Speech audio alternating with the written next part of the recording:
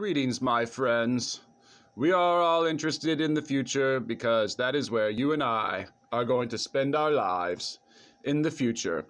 And remember, future events such as these will all affect us in the future. You are interested in the mysterious, the unknown, and that is why you are here. So Meme Savant left a comment. Meme Savant says, I think we can best understand Protestantism as an attempt by Northwest European elites to distance themselves from the power of Rome, all for their own selfish individual reasons, which is why Protestantism has spawned contradictory phenomena.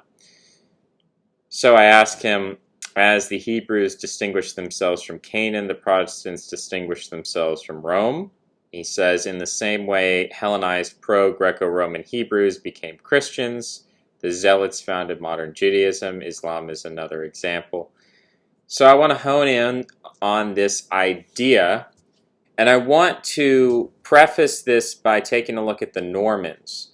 Bias, I think, of most people is to think that when you go into an area, you force the peasants to speak your language. So this idea of a foreign people coming in and adopting the language of the people already there and ruling over them is an interesting one because it's in total contradiction with the Indo-European strategy. It's also sort of in contradiction with like the Roman strategy, but this is a strategy that the Normans employ. Similarly, when the Rus out of Scandinavia, they go into what is today known as Russia. When the Rus, they go in, eventually they give up their Norse. They stop speaking Norse and they start speaking Russian. And rather than forcing the local population to change their language as the Indo-Europeans did broadly in prehistory, they actually adopt the language of the people who already live there. But Aharon, he is not just a guy, he's the brother of Moses. In some way, he's the equal of Moses. He is the esoteric, whereas Moses is the exoteric.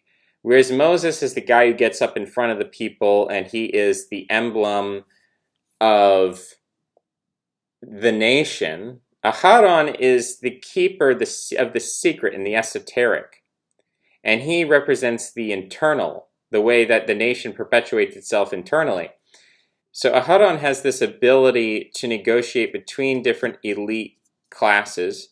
He's associated with the esoteric, with the internal machinations of the nation, whereas Moses is this external. He is the one that the masses follow. The masses don't get Aharon. Aharon is irrelevant. Aharon is just some weird guy who does rituals off somewhere. No one cares about Aharon. Aharon is like the speechwriter, and Moses is like Donald Trump or something.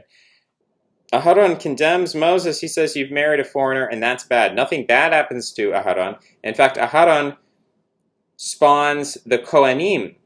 Aharon is the ancestor of all Kohanim. And who are the Kohanim? The Kohanim are those in Judaism who are supposed to be the high priests. And the rule of being Kohanim is that both of your parents must be Jewish. Your mother must be a virgin. She must have never been married previously. So there's this concept of the unblemished line. And some of these lines have to do with purity, and some of these lines have to do with keeping things internal. Now, if you look at Hinduism and the concept of the Brahmin have a similar thing going on. They are supposed to be the high priests of Hinduism, and they have a rule that says you can't marry outside of the Brahmin.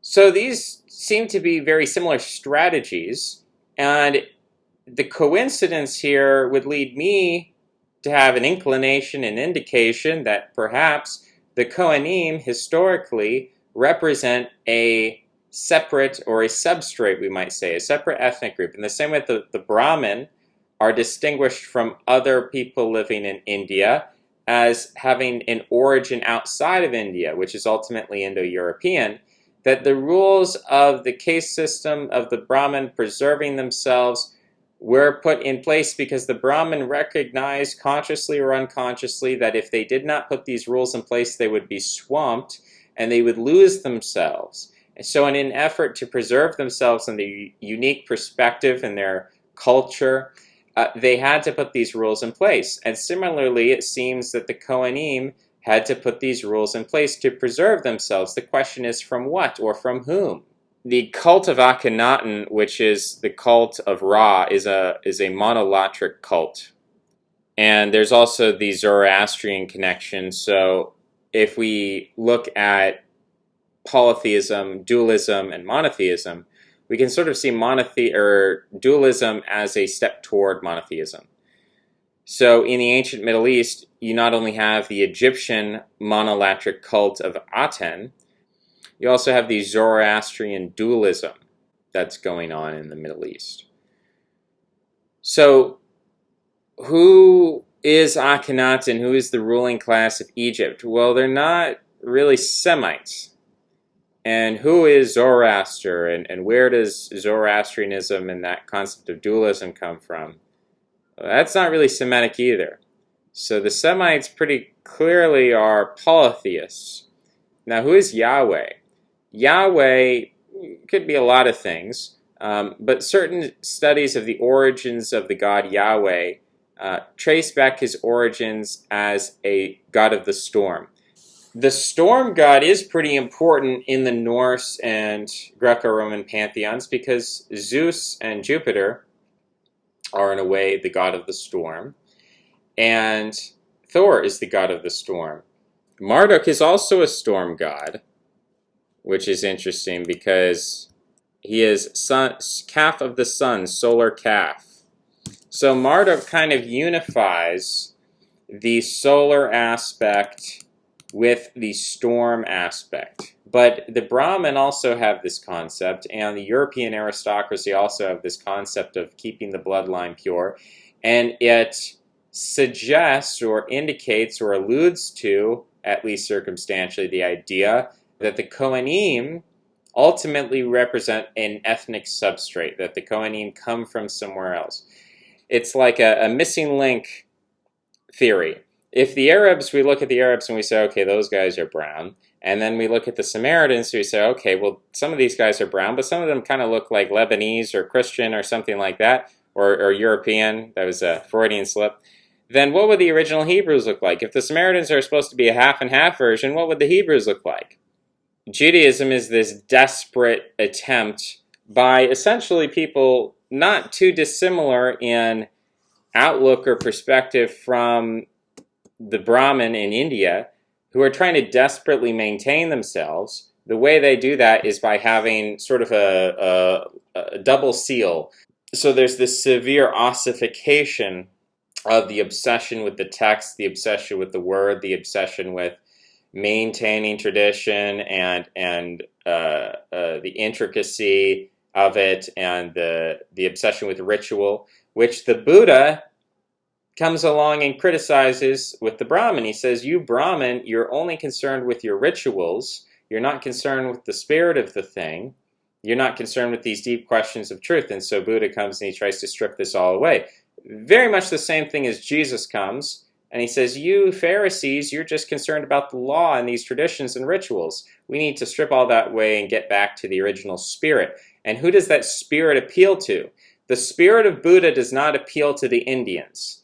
The Indians don't mass convert to Buddhism. The spirit of Buddha flees India, which has been lost to the ritualism of Hinduism, and goes into fresh territory, goes into Iran, where the Iranian princes then become Buddhist missionaries. Anshigir was an early Buddhist missionary to China, earliest known translator of Indian Buddhist texts into Chinese. According to legend, he was a prince of Parthia, nicknamed the Parthian Marquess, who renounced his claim to the throne of Parthia in order to serve as a Buddhist missionary monk in China.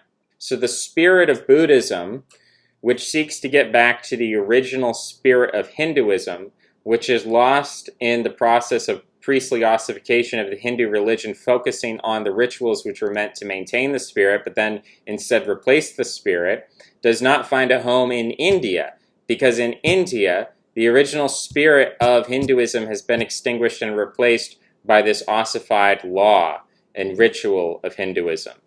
But the spirit of Buddhism instead finds fresh favor in Persia and in China and in Japan, where it then creates its own system of ritual and its own ossification.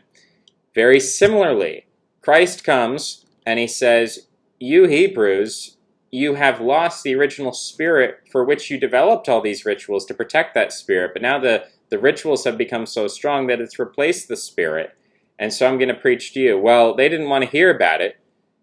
They were actually quite upset about it, and the people who wanted to hear about it were the Romans, and eventually the Germans, who had nothing to do. I mean, Buddha came to preach to the Brahmin. Buddha said, my fellow Brahmin, we have to stop being so ritualistic, but they didn't want to listen to him. And instead it was the Chinese and the Japanese who eventually took what he had to say to heed.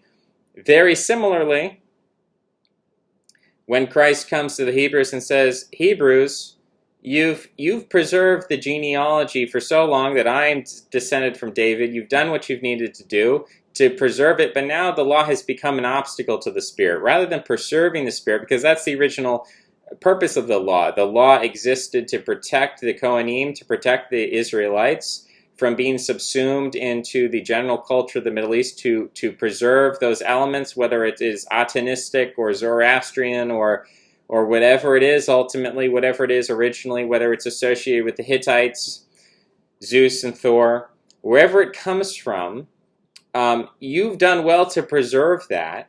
But now the preservative, in the same way that you can have a chemical that serves as a preservative, if you put too much of that chemical, at some point there's more sodium benzoate than there is food, and just eating straight sodium benzoate is probably not a good idea. So Christ comes and he says, guys, you've done a great job of preserving yourselves, but you've actually done too good of a job, and now you've lost your original spirit. And so I'm going to come back and I'm going to preach to you to save you. I've come for the nation of Israel because I want you guys to get back to the Spirit. But frankly, they don't want to hear it. But his message still rings true to a lot of people. Well, the Romans really want to hear this. The Greeks want to hear about this. The New Testament is written in Greek, and then it's translated into Latin, and then the Germans start identifying with it. So I guess we can call this the axial age, the way that the Buddha tries to retrieve the shamanism of the Brahmin, but that the priestly nature of the Brahmin rejects the shamanism of Buddha. Whereas when Christ comes and he goes to the Kohanim and he says, hey, I'm a Kohanim like you, and it ends up going west. So you can almost see there's this explosion where Buddha and Christ come and they explode this shamanic spirit toward the east and toward the west, respectively. Buddha is Kshatriya, but he rejects his Kshatriya heritage in a way. He sort of becomes a pacifist, nonviolent. Christ is descended from King David, who is supposedly a warrior, or comes from a line of warriors. But he rejects that. Protestantism is to Northern Europeans as Judaism was to the ancient Hebrews. They were both trying to distinguish themselves from the people around them to assert their own independence of spirit. And both Protestantism, the invention of Judaism and the invention of Protestantism, both seem to have been world historical acts that are both imperial in nature in some way. I don't know, none of the head Indo-European gods are fertility goddesses, whereas the Semites did seem to worship these fertility goddesses. So that's another point in favor of the idea that the Hebrews had something in common with the Indo-Europeans and were somehow in contradistinction to the other Semites who were really all about these sex goddesses. They were really into that sort of thing. Fuck books. Books are for pussies. That's all. See ya.